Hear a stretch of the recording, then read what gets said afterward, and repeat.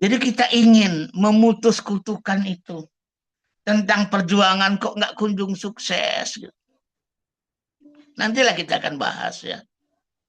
Secara mendalam. Di dalam workshop di Depok di akhir Agustus ini. Iman itu sangat powerful. Sangat berdaya, sangat menjadi solusi.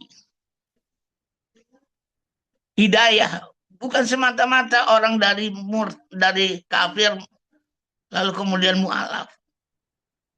Hidayah itu tidak semata-mata orang dari nggak sholat jadi sholat. Hidayah itu, petunjuk itu bentuknya banyak.